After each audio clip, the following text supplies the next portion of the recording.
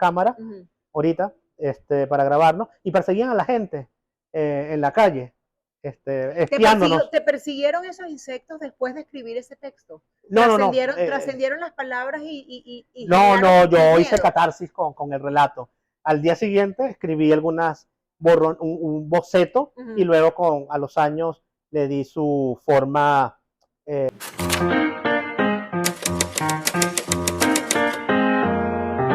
Con el oído en la letra, con Aymara Lorenzo. Y me gusta y compartas. Con oído en la letra. Ajá. Ok, entonces, no me digas el cuento favorito, pero estabas hablando de un autor venezolano con el tema de terror, y porque yo te preguntaba sobre la vigencia de un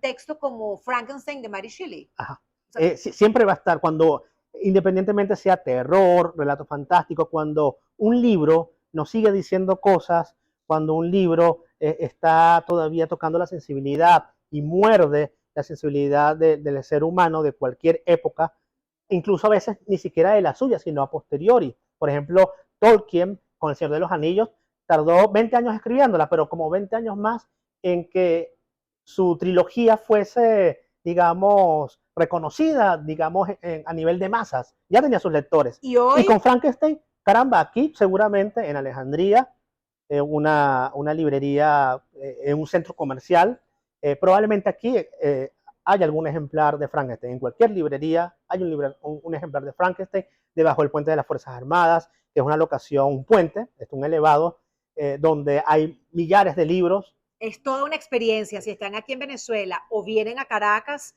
no dejen de ir al Puente de las Fuerzas Armadas, donde van a vivir lo que es la transformación, la evolución, el paso de mano en mano de los libros. Y por tal razón, yo creo que Frankenstein nos sigue diciendo cosas, esa capacidad del ser humano de poder, a través de su ingenio y tecnología, hacer otro ser humano a imagen y semejanza. Tenemos hoy la inteligencia artificial, probablemente en un futuro no muy... Mira, conseguimos un ejemplar de Frankenstein. Pásame, Patricia, pasa. Aquí está, y muy lindo, de Alejandría, probablemente económico. Los invitamos a que vengan acá. Publicidad. Está ilustrado por quién? Es del Barón Rojo, ¿no? Sí, mira qué belleza de imágenes. Qué belleza.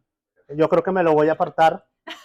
Sariel, me voy a apartar este libro y cuando cobre las utilidades me lo llevo. Pero no te vayas a asustar. Aunque tiene precio de terror, me imagino. No es contenido. Ok, no, creo que ya estoy aliviado.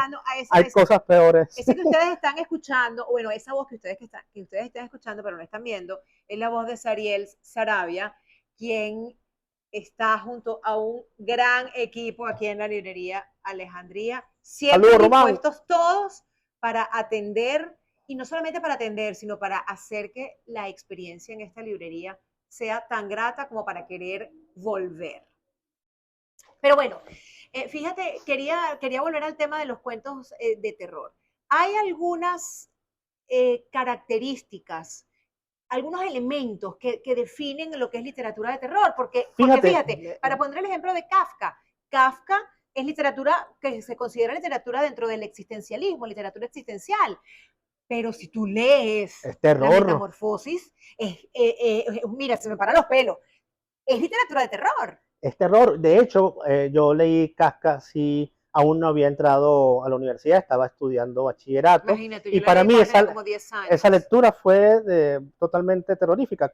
¿Qué otra cosa poder decirle algo que una persona que de buena a primera, de la noche a la mañana, se despierta convertido en un espantoso y horripilante y pastoso insecto? Guácala, como una cucaracha. Sí, una cucaracha, pero más atroz todavía, y de unos 50 de estatura. Luego, a los años, volví a leer La Metamorfosis y, por supuesto, la lectura cambió. Claro. Ahora probablemente era una alegoría del apartheid, pero siempre lo monstruoso va a estar allí. Y probablemente por el cambio quizás por una segunda lectura o tercera, es la Metamorfosis, la he entendido de distintas maneras, pero sí, la lectura mía primigenia, sin, digamos, los fueros de otras lecturas o la contaminación, por decirlo de alguna manera, no por mal, de la teoría literaria que te pueden dar en una escuela de letras, en una universidad, para justificar que una carrera como esa esté allí también. Probablemente cambiara mi perspectiva en torno a la metamorfosis, pero puede pasar que incluso vuelva a tener en el futuro, adquiera esa misma forma del terror. Otra dimensión. Sí, y eso me hace ¿quién preguntarte, sabe qué ocurra en la Tierra? Alguna catástrofe nuclear o un cataclismo no universal, te pongas terrorífico, y por favor. entonces el cuerpo humano cambie para poder resistir los cambios climáticos que vamos a tener. A lo Mario, mejor nuestro cuerpo se hace como una coraza. Y estaba allí Kafka como un profeta diciéndonos lo que nos iba a pasar. De la noche a la mañana, luego cayó el meteorito, nos convertimos en unos insectos. Y probablemente la literatura de terror, a veces subestimada, marginada del canon sea académico, premonitoria, ¿no? nos dicen muchas cosas. Nos dicen muchas cosas. Aguántamela allí porque quiero retomar esta frase que acabas de decir, que la literatura de terror es marginada. Fíjate algo, para cerrar el tema de Mary Shelley y de Frankenstein. Pasa con la literatura de terror lo que puede pasar con otros géneros, por ejemplo, con el género existencialista. A mí me pasó con Milán Kundera leyendo La insoportable levedad del ser hace 30 años y la volví a leer, que puede ser apreciada o su mensaje puede ser entendido o comprendido por el lector de otra manera. Porque no es lo mismo leer Frankenstein a los 11 años o La Metamorfosis a los 11 años, pero vamos a concentrarnos en Frankenstein, que es el máximo exponente de literatura de terror clásica, que lo comprendas de una manera a los 11 años y lo comprendas de otra manera a los 40. Sí, probablemente O sea, tú cambias, tus lecturas cambian, pero el texto sigue siendo el mismo. Y sigue siendo el mismo y la poesía va a estar allí. Eso es lo hermoso, pues, de un libro que por su poesía, por su poética, por su genuina autenticidad literaria, permanece, no solo en las lecturas de un individuo, en los cambios que va teniendo en la vida, le va diciendo cosas distintas a medida que avanzas. También a otras personas que están muy distantes entre sí, probablemente ese libro, por tocar temas universales, ya sea La Metamorfosis, ya sea Frankenstein, o ya sea La muerte viaja a caballo de Noyo Quintero, nos va a seguir diciendo cosas, esos temores que tenemos, o esas maneras en que llamamos la literatura, de que, bueno, que ese terror se cristalice en la ficción y no en nuestra vida. Mejor que ocurra en algo que no existe, que ocurra en la imaginación. Vamos a meterle un poco de crítica y un poco de teoría literaria a esta conversación. Espero no bajemos el rating. Mario, porque es que me parece, me genera tanta curiosidad comprender, y esta es mi curiosidad, Claro. como ser humano, como periodista y sobre todo como lectora. Porque comentaste hace un minuto que la literatura de terror ha sido siempre la marginada. Sí, y además en Venezuela. y la policíaca. Aquí tenemos una cantidad de libros Sí, de autores venezolanos que tienen relatos de terror y son autores y que pocos se conocen. Que han sido, digamos, galardonados con premios. Aquí tenemos el Noyo Quintero, un autor de relatos fantásticos. Y pues bueno, en la línea de la vida, justamente, está el relato La muerte viaja a caballo. Probablemente, bueno, te voy a grabar, porque si hay una genial profesora aquí en Venezuela de dicción y de oratoria, Jimena Lorenzo, bueno, ya me está dando clases a mí. Y yo voy a leer como una prueba. Una prueba no en este programa, sino en un reel de Facebook, La muerte viaja a caballo, como, digamos, spin-off a esta programa. Aquí, pues, un viejo cazador, ve una sombra que se va acercando y cada vez más a su casa, y pues agarra la escopeta y le dispara. Cuando va a ver quién era esa persona que cabalgaba, ese jinete, y lo voltea, bueno, ya leerán el relato próximamente. Aquí tenemos Draghi Sol, aquí tenemos un relato que se llama El señor Grey. Es un niño que se consigue con dos señores de 60 años y lo inducen a que se meta a una secta que adora la vida y la muerte. Sanguinella Gens probablemente sea de mis cuentos favoritos de terror venezolanos, de Ricardo Azuaje, donde unos señores probablemente una alegoría a la guerrilla venezolana, están allí escondiéndose de algo, pero son atacados por los árboles. Los árboles de alguna manera personifican o humanizados, tratan de aplacarlos a ellos. Escuchándote me vino a la mente la localidad de Humocaro Alto, Ah, fíjate. donde se escondía la guerrilla aquí, ¿no? En la época de Puede en la ser, década puede de los ser. 60, 70, sí. Este, está en internet, te cuento. Y otro de mis cuentos favoritos pertenece a las guerras íntimas de Roberto Martínez Barry, se llama La densidad de las mesas. Aquí no son árboles, sino un tipo, un hombre ya hecho y derecho que le tiene miedo a la madera, fobia a la madera. ¿Y a quién le tienes miedo tú? Caramba, yo le tengo miedo a los terremotos, a los temblores. El simple hecho de saberme en uno me aterroriza. Pero esos son miedos irracionales en tu caso. No, bueno, es que no he vivido ninguno, pero cómo actuar, cómo hacer, aunque los temblores que he tenido aquí en Caracas o que, digamos, he estado, Has creo que vivido, sí. no han pasado de 6. Y bueno, me he estado tranquilo, no ha sido. A lo mejor es parte también de auspiciado ese miedo por la televisión o por alguna película que vi. Y un par de recomendaciones más. Cuando vemos, también conocemos que un género literario de alguna manera se ha sentado en nuestros narradores, es cuando se le hace parodia a ese género literario. Por ejemplo, Fedosi Santalla tiene un relato en terceras personas que se llama Mascotas Cine B, que es una parodia a los cuentos de zombies. Y es genial. Es un cuento humorístico, pero al mismo tiempo juega, por supuesto, con estos elementos del terror, a saber, pues, un zombie. Y tenemos algo, esto apenas es una muestra de lo que se ha hecho en los años recientes y que pudiéramos, pues, consultarlo en una biblioteca, venir a Alejandría o en internet. Algunos autores tienen estos cuentos ya, digamos, en alguna página web.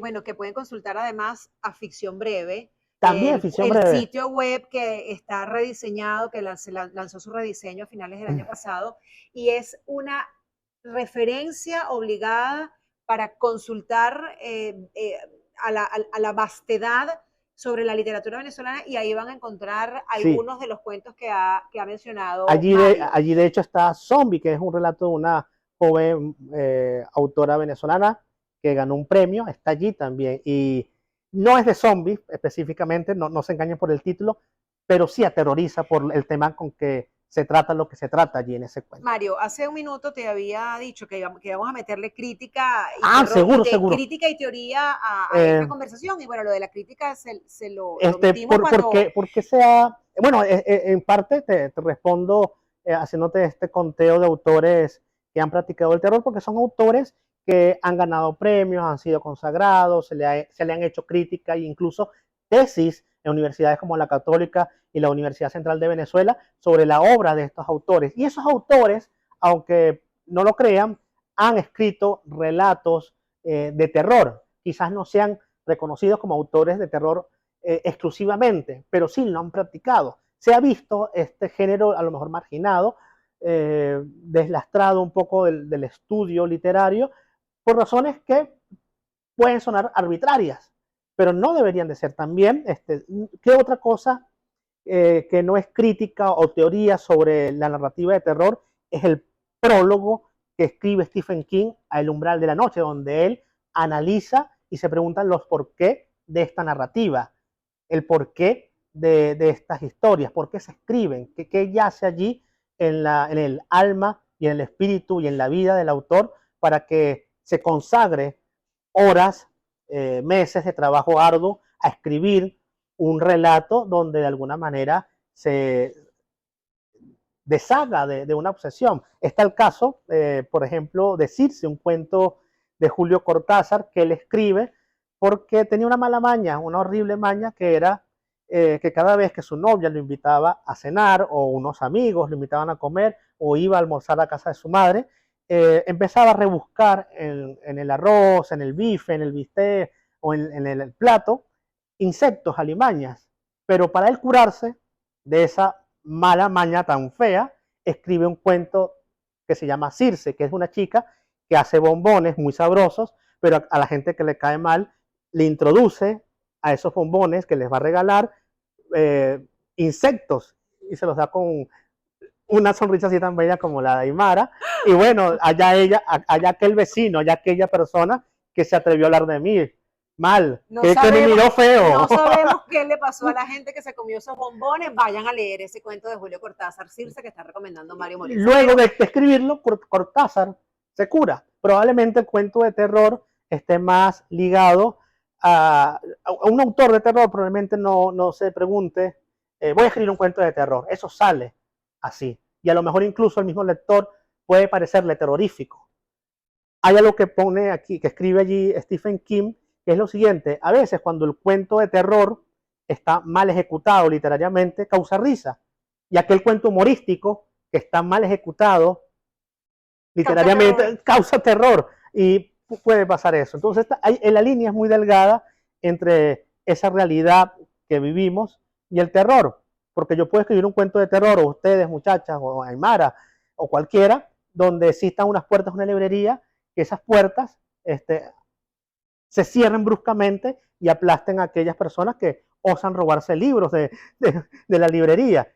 Hay algo allí, tal cual ocurre en un cuento de Stephen King, donde hay una plancha de estas industriales que aplasta a la gente.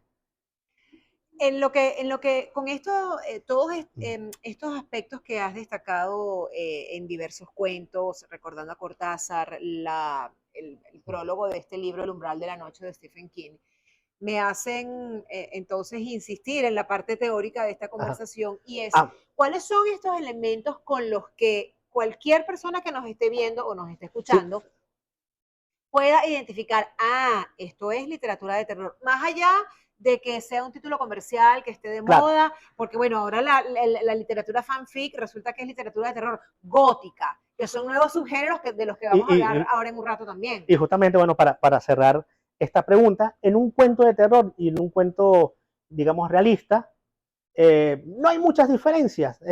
Hay un personaje que está lidiando, que quiere conseguir algo, que ha perdido algo, que quiere recuperar algo, que quiere alcanzar algo. Probablemente en el cuento de terror también. Probablemente aquellos elementos que uno pueda decir, este es un cuento de terror por esto y por esto, también aterroricen en un cuento realista. Pero podemos, digamos, canalizar o encasillar algunos elementos. Eso que probablemente pueda matarnos en un cuento, podría ser un cuento de terror. Aquello que le tenemos miedo, incluso eso que puede matarnos puede ser algo minúsculo, puede ser algo terrorífico, un monstruo, una limaña, o incluso algo invisible. Imaginemos un cuento de terror donde el personaje escucha voces y esas voces fraguan en él comportamientos muy extraños, incluso que lo inducen a matar o a matarse. Es decir, eso que puede pasar. El elemento de la muerte, la presencia del miedo, eso debe estar en un cuento de terror. La conexión con las emociones primarias, o sea, la conexión con las emociones primarias que va a tener el lector con un texto, claro, son elementos fundamentales de la literatura de terror. Eso debe estar allí como también, una prueba de supervivencia. Más allá del conflicto, pues, que debe tener todo texto, ¿no? Tiene todo que estar relato. allí la supervivencia, donde encontremos un relato donde esté en juego la supervivencia de sus personajes. Eso pudiera catalogarse como un cuento de terror ante un ente que puede no ser manejado, destruido, anulado por ese personaje. Lo queda o huir muy lejos o simplemente enfrentarse a esa figura y probablemente vencerla o no. Puede pasar eso también. En un cuento de terror, probablemente para que digamos sea, y esto sería lo bonito del estudio y de la teoría, también podemos hallar elementos muy humanos, cosas que nos digan, mira, claro, yo puedo leer este cuento de terror como una alegoría a ciertas cosas que ocurren en el mundo. No vamos con el oído en la letra a enumerarlas, más bien vamos a seguir enumerando elementos del relato de terror. Un elemento importantísimo es los seres que vienen de otro mundo, Los del seres otro, cósmicos. los cósmicos que vienen del más allá de nuestras fronteras terrestres O de y nuestras fronteras también psíquicas. y de aquellos que vienen de ese otro lado de la realidad. Por ejemplo, en este libro fenomenal que se llama Mala Índole, que no es otra cosa que la unión de dos libros de Javier María Javier María. de cuentos, mientras ellas duermen y cuando fui mortal. Este libro, por cierto, me lo leí porque Sariel Sarabia, de aquí, de la librería Alejandría, me lo recomendó el año pasado. Bueno, aquí hay al menos 3 o 4 cuentos de fantasmas, porque Javier María es uno de los escritores más importantes de la lengua castellana, en español, de nuestro tiempo. Hay uno que se llama Lo que dijo el mayordomo, que es un señor que se queda atascado con otra muchacha. Y está también el de la mujer, el de la señora mayor que invitaba a otra, no me acuerdo cómo se llama, Sariel, si te acuerdas, ayúdame, que era la muchacha que iba a leerle todas las tardes a la otra, a la señora mayor, y entonces se da cuenta de que está generando un personaje en el cuento que le está leyendo, que Sí. era un amor que venía a verla. ¿Te acuerdas? No. No, Bueno, no, ahorita buscamos. ese cuento está en ese libro. Otro de los relatos que me gusta aquí justamente es Cuando fui mortal, que es un sujeto asesinado y pasa a ser, como es asesinado, pasa a ser fantasma. Y siendo fantasma puede ver, percibir el tiempo de manera distinta. Todos los tiempos los percibe como un solo instante y descubre quién fue su asesino y cómo fraguaron su muerte. Lo que me intriga a mí, y es una pregunta también que yo haría a la crítica, a la teoría, a Carlos Sandoval, porque si hay autores que incluso han sido consagrados, literarios y premios Nobel y todo lo demás que han practicado el género, ¿por qué no tomar más en cuenta este género? A lo mejor tiene que ver por el hecho de que ha sido muy manida el término y narrativa de terror se le llama a muchos textos que son fanfics. Pero fíjate que tú dices que bueno, que es manida, que es como rechazada, pero es uno de los géneros que más buscan los jóvenes hoy, sí. entendiendo que y hay autores buenísimos. Entendiendo que hay ahora subgéneros que a lo mejor no existían cuando Ednovio Quintero claro. o todos los venezolanos que tú has señalado en esos libros habían escrito, que por ejemplo, que es precisamente el terror gótico, el terror cósmico o el slasher. Y también, de hecho, geográficamente ahora se habla del gótico andino, con autoras nuevas o jóvenes, como Liliana Colamsi de Bolivia, con un libro que se llama Ustedes también brillan en lo oscuro, o Las voladoras de Mónica Ojeda, donde los temas que aparecen allí de terror tienen que ver con brujas, con cabezas voladoras que aparecen en los jardines, incluso con viajes en el tiempo. Pero también, si a ver, vamos, gótico andino también lo practicó Ednovio Quintero, claro. y ha estado allí. Solo que, bueno, a veces falta, desde esta cuestión crítica y literaria, darle un nombre. Pienso, pues, que tanto autores como lectores, como críticos necesitan esa orientación. No está de más. Y nutrirse de cada una, tanto de los lectores como de la lectura, por supuesto, y de la teoría. Está bien si vas a escribir y, ¿por qué no? También si vas a leer para que esto tenga un orden. Ahora, fíjate algo. En la literatura de terror es más necesario o es determinante el pacto que hace el lector con el autor para que funcione la literatura, es decir, parte del peso de ese efecto que se busca en una lectura, el efecto que el escritor busca en un lector, ¿depende de ese pacto? Sí, y de paso, hay algo que yo diría, caramba, esto es literatura, y por eso es que en algún momento la literatura de terror se va, digamos, a consagrar como una poética sólida, sin mezquindades críticas ni teóricas.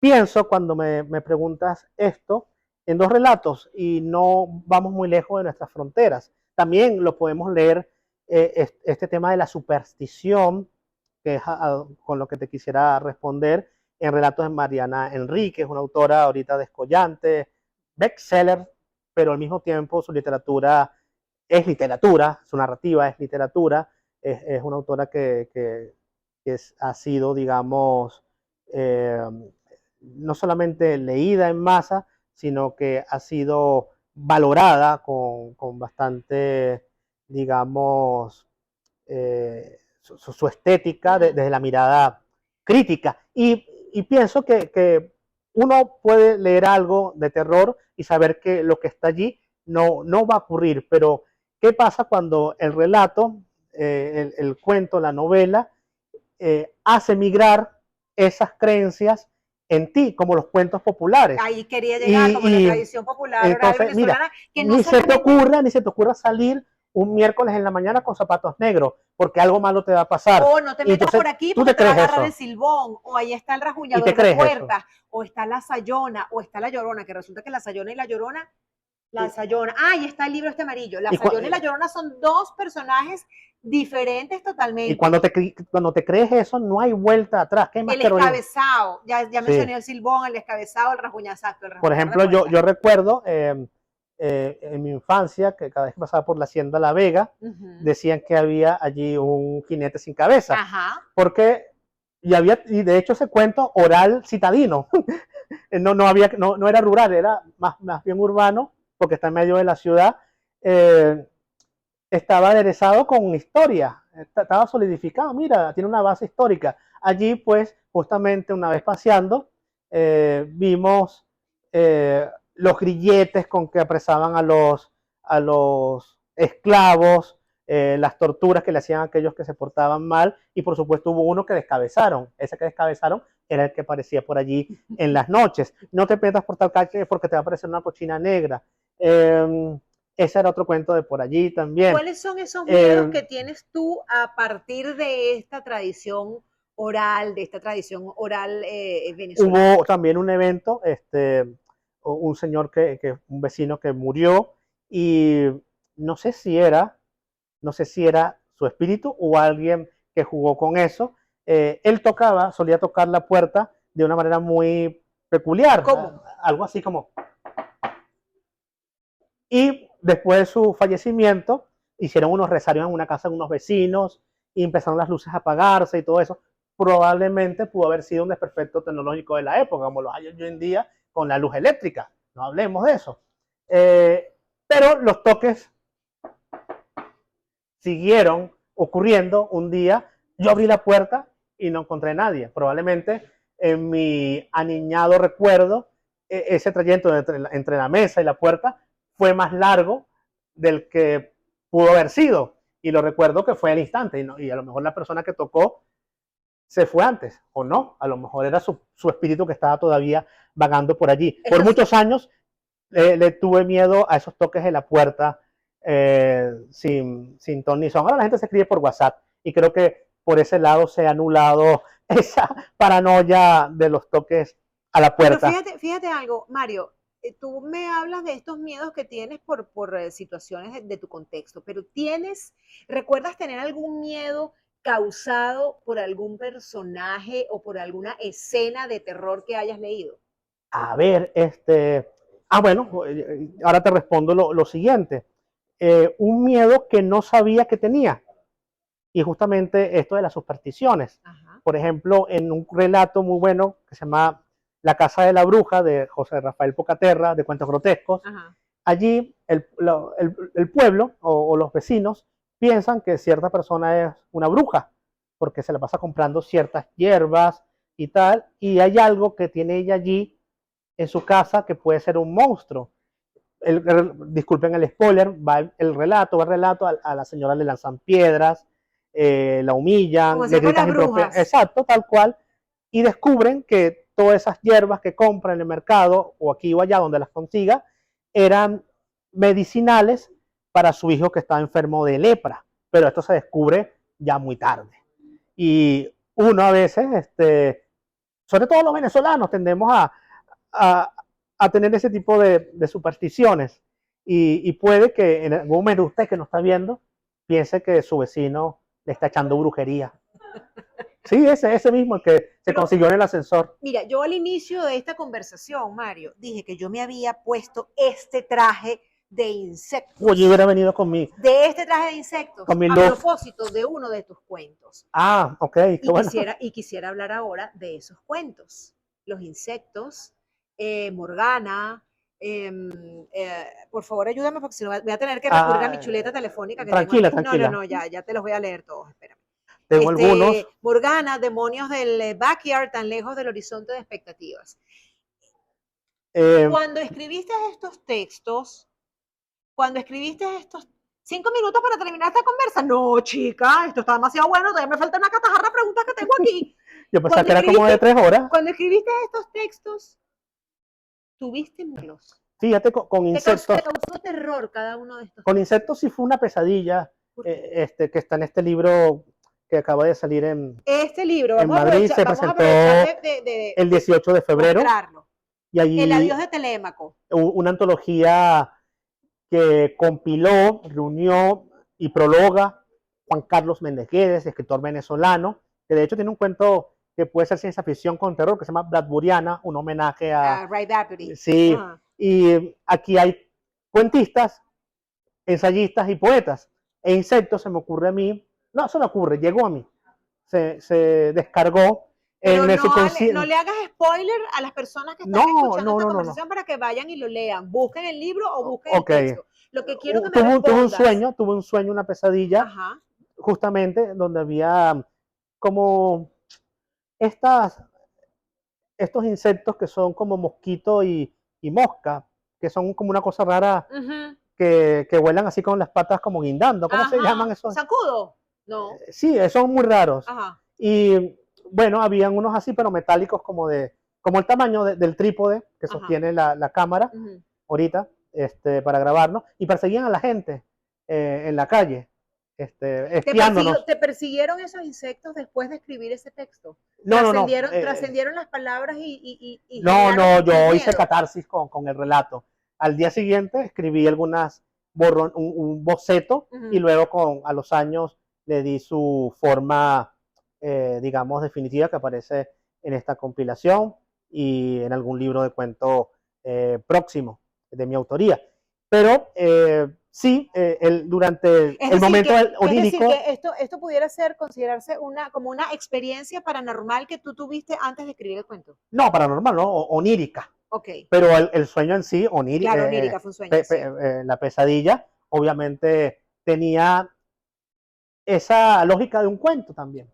Hay un desarrollo, un clímax y un desenlace, que fue cuando me desperté del sueño, y luego pues me tomé un café y escribí ese sábado en la mañana este relato. Bueno, era en realidad como a las 9, 10 de la mañana cuando me levanté y lo escribí, de un solo tirón, eso sí, pero no quiere decir con esto que el relato se quedó así. Por supuesto, tuvo el trabajo de escritura comienza después cuando uno termina de escribir. Escritura. Exacto. Hay otro que creo que no te compartí o lo olvidé, que se llama La Niña Tres Piernas, y era, no sé por qué llegó a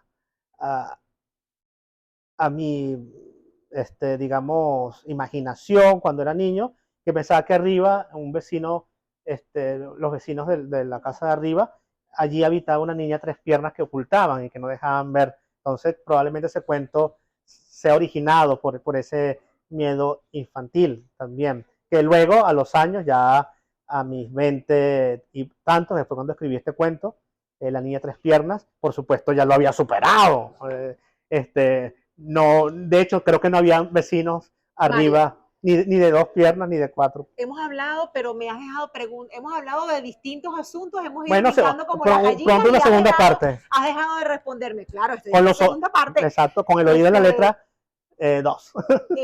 Que no me has respondido, y entramos en tus textos de terror, y no me respondiste. ¿Cuál de los personajes de los cuentos que has leído te ha causado más terror?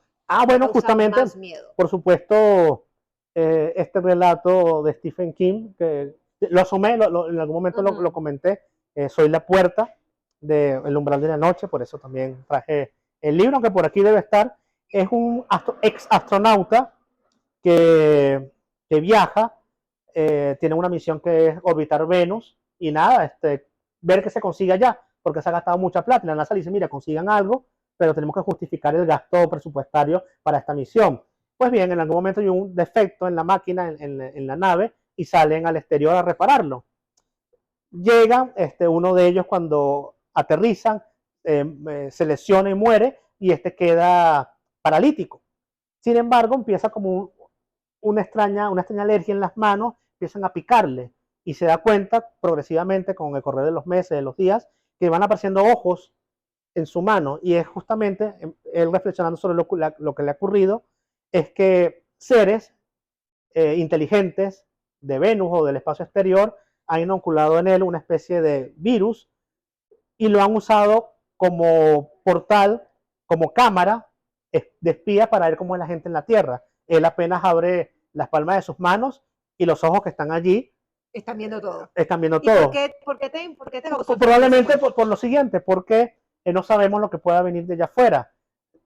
A diario caen pequeños meteoritos, muy pequeños, que se disuelven en la atmósfera, pero puede que caiga uno con algún virus que nos destruya a todos. Si pudiera- Y no lo sabemos. si pudieras Puede vivir- pasar que caiga en la Antártida. Esperemos que Elon Musk y esta gente haga una nave que explote el asteroide antes de que caiga. Si No, pudieras vivir en una escena de terror no de algún cuento, ¿cuál sería esa escena? oye, Estar tú en esa escena. Por ejemplo, estar en la escena del descabezado cuando eh, en la isla, no, a ver,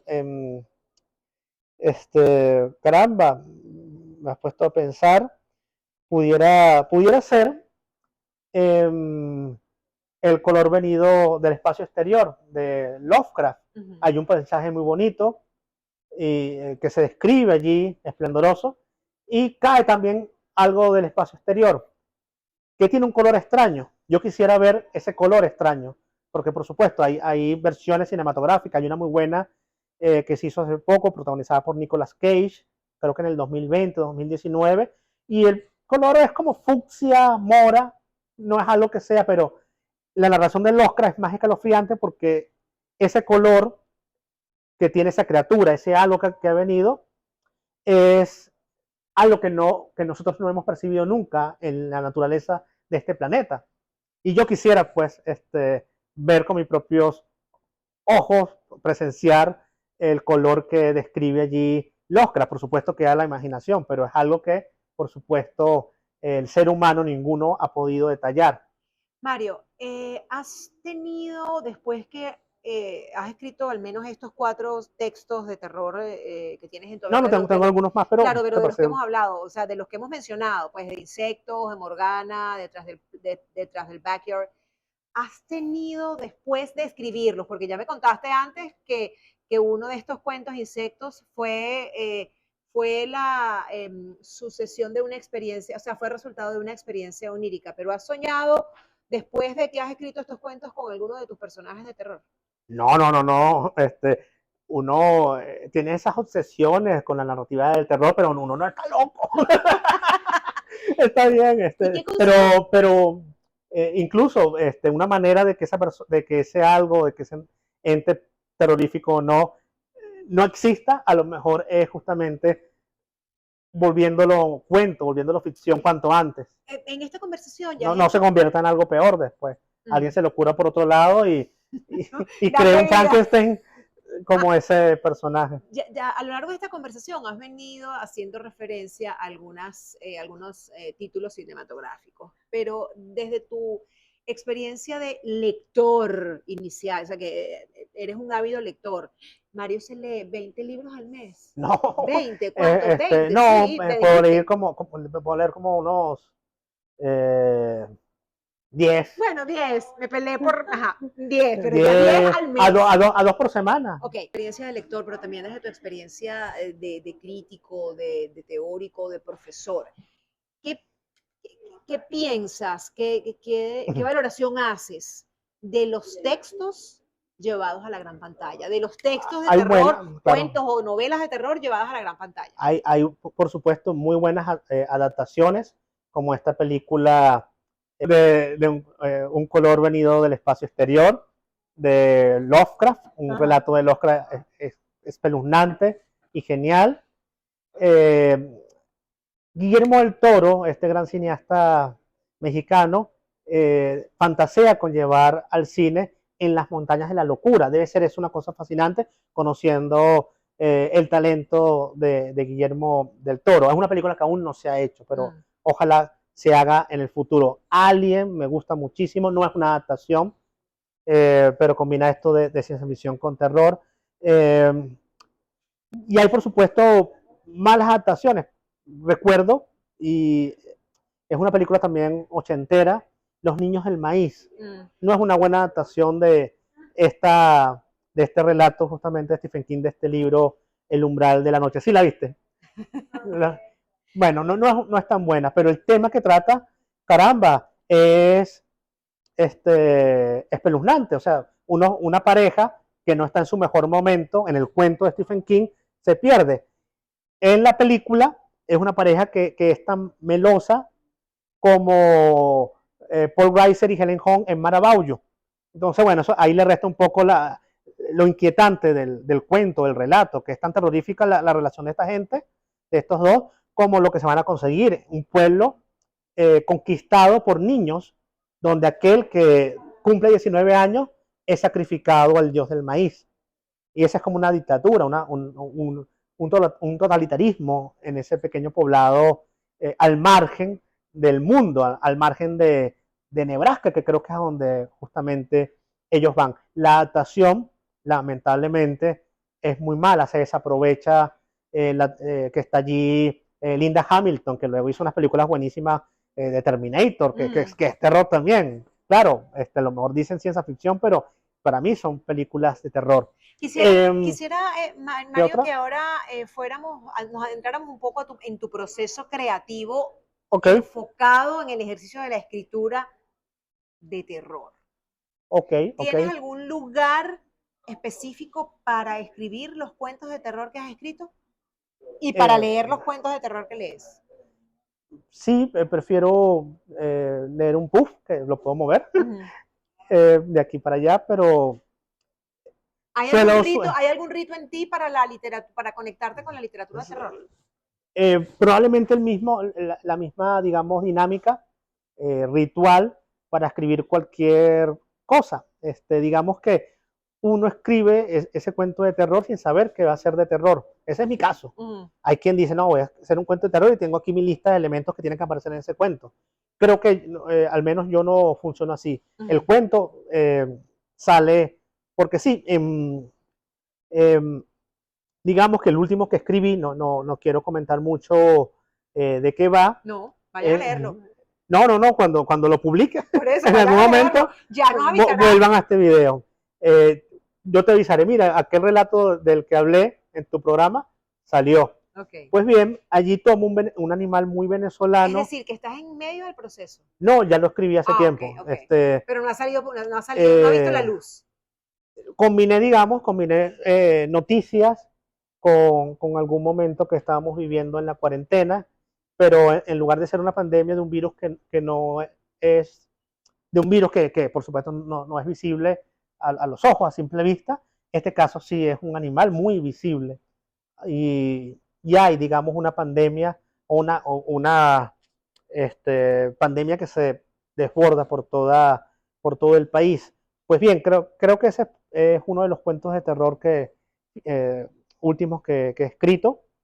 Y el proceso creativo fue similar, prepararme mi taza de café con 2 cucharadas de azúcar, quizás una galletita por allí, y tener pues esa nutrición, digamos, que me acompañe. No escribo con música, antes solía escribir con música, ahora prefiero dar un tiempo a la música, un tiempo a la literatura, y si es música, bueno, que sea, digamos, en un idioma que desconozca o instrumental. Escucho mucho un grupo que se llama Hammond, que son norteamericanos, y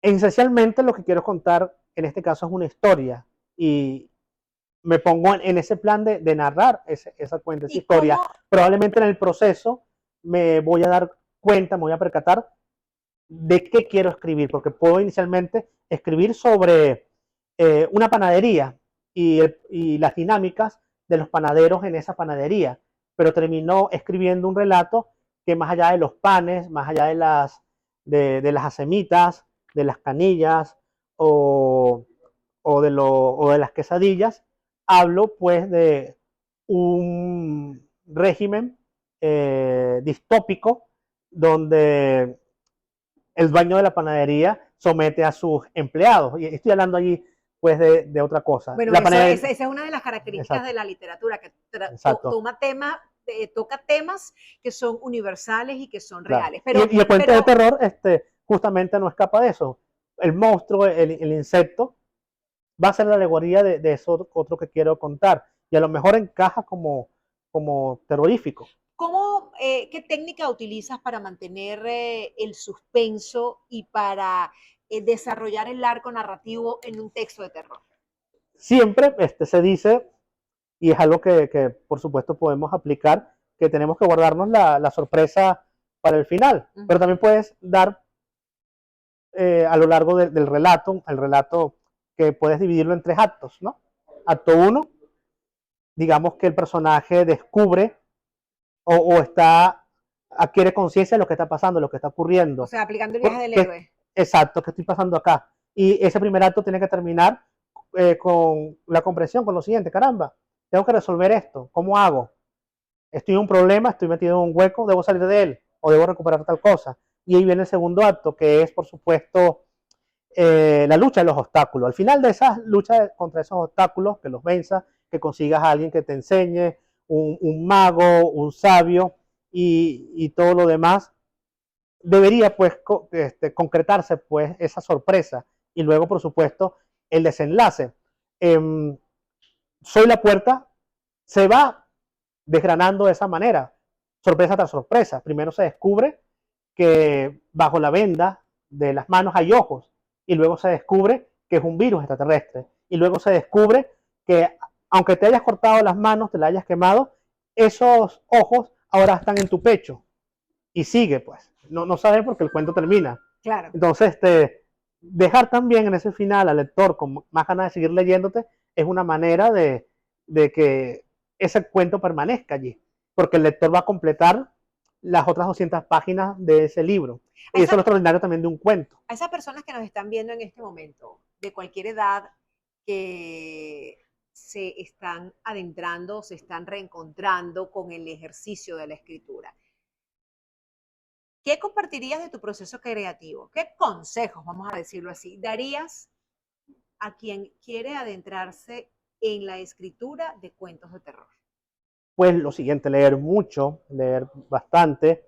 Yo dividiría el trabajo así.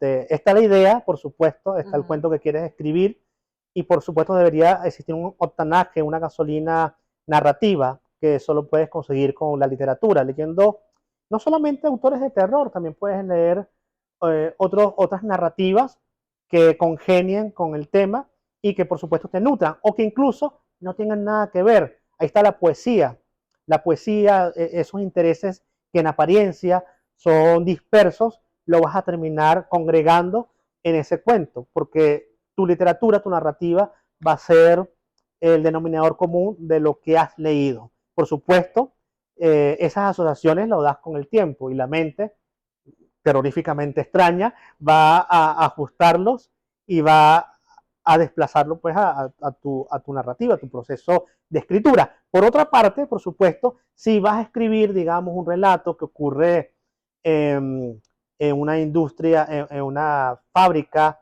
de pastillas, de aspirina, te recomendaría, ¿por qué no?, leer un relato o una novela que ocurra allí. Y por qué no también ver un documental sobre esos espacios.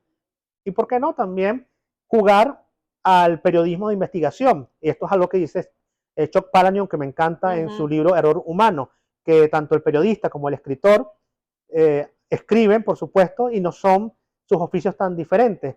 El periodista debe salir a buscar la historia y escribirla, y el escritor a su vez tiene que investigar para sus novelas, y ambos oficios se complementan. Aunque no seas periodista, sal e investiga, habla con la gente que esté vinculada con ese tema que quieres, sobre el que quieres escribir. Eso le dará verosimilitud. A propósito de esto que comentas sobre la similitud del oficio del escritor y el oficio del periodista, dice Ana Teresa Torres en su libro El oficio por dentro, que para ella como escritora, que para ella Me estoy riendo me estoy Nos mofando quedan, de que, Ana que nos Patricia quedan y de 10, Camila que nos dicen. que nos quedan 2 horas. Esto me recuerda un chiste que lo voy a echar después, no lo voy a echar aquí porque es medio subido de tono, pero bueno, ella decía que para ella como escritora es fundamental, obviamente la lectura, pero es fundamental la observación y la escucha, escuchar cómo habla la panadera, escuchar cómo habla la gente que tiene sentada en la mesa de al lado, escuchar cómo habla la vendedora de las pastillas de la farmacia. El tema de la escucha es para ella vital en el ejercicio de la escritura. Sí. Te voy a preguntar algo más porque ya como nos hicieron señas y viene la última parte de esta conversación que es, ¿ok? Pero ya va, ya te asomé, ya te di para que te di datos para que te prepares. Ajá. Ay, chicos, se me olvidó lo que iba a preguntar por andarme burlando de ella, por andar con lo bueno, de rápido, hablando de los diálogos, okay. Un mal diálogo, de hecho, una frase de diálogo, una línea de diálogo, un cuento puede dañarlo. Se te ha escapado, ya me acordé. Hay que tener mucho cuidado con los diálogos. ¿Has perdido alguna idea para un cuento de terror o para un cuento que no sea de terror de la que te arrepientas? Que no la perdido, generalmente, aunque tengo mi bolso un poco lejos de acá, tengo una libretica donde anoto y también tengo como que un banco de ideas. A veces esas ideas que pensaba para un cuento las aglutino en uno, migran a otro o simplemente quedan allí como ejercicio de brainstorming, que le llaman. Espero que tengas ideas en tu brainstorming para responder estas preguntas porque lo que tienes son segundos para dar la respuesta. Okay. Esto es un juego esto es un juego de ping pong, sí. Ajá. ¿Con la luz prendida o apagada? Prendida. ¿Por qué? Para luego apagarla. ¿Qué te dejó temblando? ¿Qué te ha dejado temblando?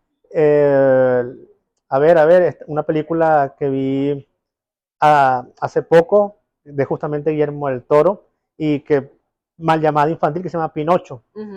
Sobre todo sí. Una escena muy dura donde hay un bombardeo y bueno, no quiero hacer el spoiler. ¿Qué te hace vacilar cuando escribes? Caramba, a veces cuando justamente releo, por supuesto aplica en el sentido de que lo dice Alfonso Reyes, uno escribe con las 2 puntas del lápiz. Entonces, bueno, primero escribes con el grafito y luego empiezas a borrar. En este caso, bueno, a la máquina tenemos más fácil borrar con el delete.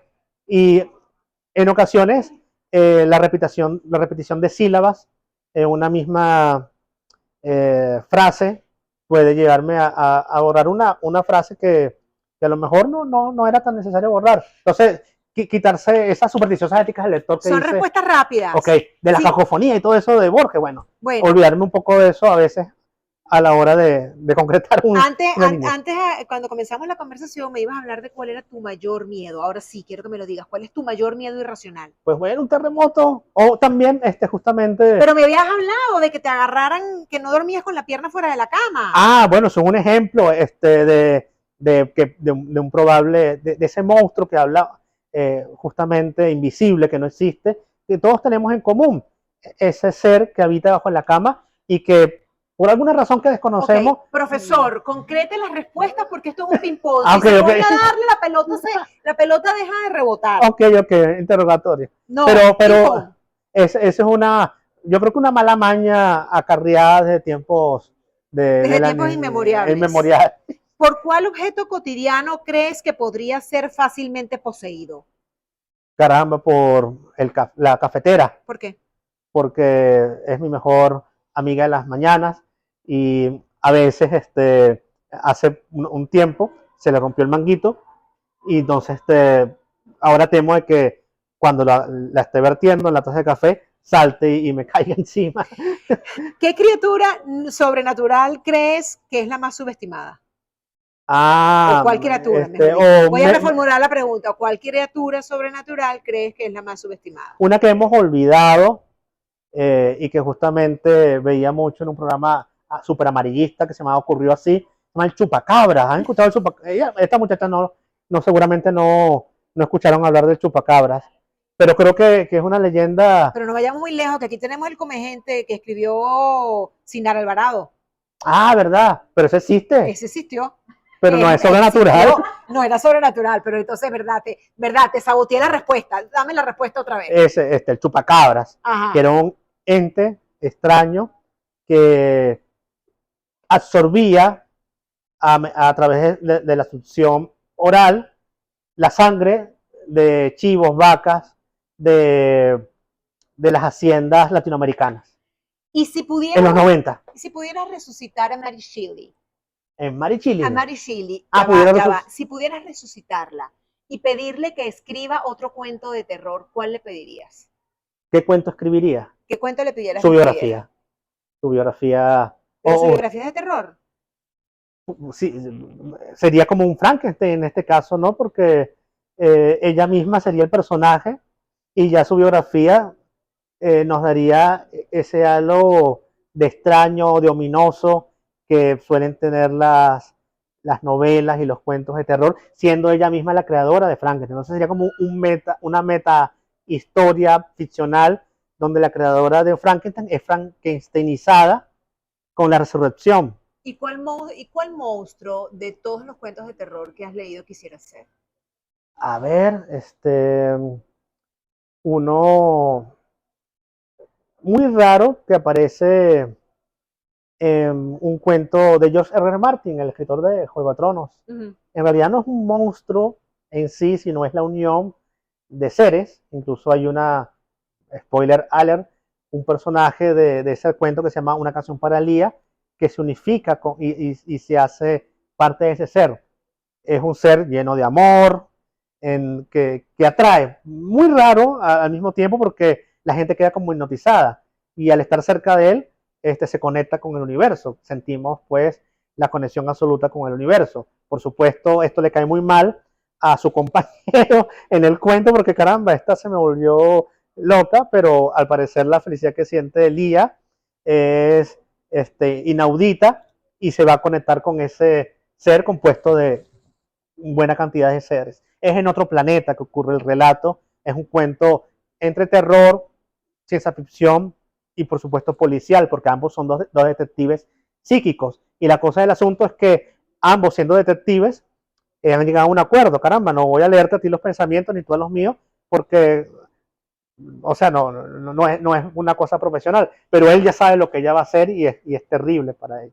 Pero ese ser que aparece allí me parece un monstruo que al mismo tiempo en su monstruosidad ofrece lo que cualquier creencia, digamos, entre paranormal y celestial eh, ofrece a sus feligreses. No, es un cuento que de alguna manera parodia eh, las creencias mal llevadas, ¿no? Pero bueno, sería genial sentir, aunque sea por 10 minutos más, lo que nos van a dar ahí la muchacha para seguir conversando Ya se pasaron, ya se fueron. sobre estas preguntas. Ah, la otra, Bueno, la otra, la no, otra. ya, si no seguimos, ya como pueden haber apreciado a lo largo de esta conversación, que pudiera ser infinita. Es que las conversaciones son infinitas. Bueno, las conversaciones Claro. son infinitas y seguramente que después que paremos la grabación seguiremos hablando del tema de terror. Pero por ahora dejamos esta conversación sobre el terror hasta aquí. Estoy súper agradecida, Y compartan, Mario, compartan. por haber aceptado esta invitación a este espacio con el oído de la letra, en este espacio maravilloso que es la librería Alejandría, aquí en Caracas, en el Centro Comercial Líder, en donde además encontrarán, bueno, ya no van a conseguir Frankenstein porque Mario se lo va a llevar, esta versión tan hermosa de Frankenstein. Pero bueno, para cerrar, agradecerte esta conversación A ti por la maravillosa invitación, sobre Aymara. el terror. Eh, Definitivamente el terror está en nuestra cotidianidad porque puede haber terror hasta en un libro que se abra y se vuelva un monstruo. Eso depende de Sí. cómo nosotros queremos vivir un el cuento terror. de terror de Cortázar. Ven, que si que- seguimos hablando, si le sigo dando que, cuerda, vamos a seguir hablando. Un tal Lucas, el cuento es el siguiente. No, No, pero vaya que lo vayan y lo lean. en Historia de Cronología y Fama, alguien que Bellísimo. abre, que lee la página de un libro en la página número 320 y si la lees a las 3 de la tarde, mueres. Si se consigue con esa página a esa hora. Y hay también otro libro monstruoso que es el libro de Nana, de un libro, por supuesto, ficticio de Chuck Palahniuk, en la novela Nana también, que le leen una nana a la gente y quien la escuche muere. Son libros como asesinos también, por supuesto, terroríficos también. Bueno, digamos, la enumeración compite con el infinito, porque realmente la naturaleza está llena de terrores, Y el pero infinito también da terror. sí, la noche es oscura y llena de terrores, como diría la reina roja esta de Juego de Tronos. ¡Chao! Chao, hasta luego.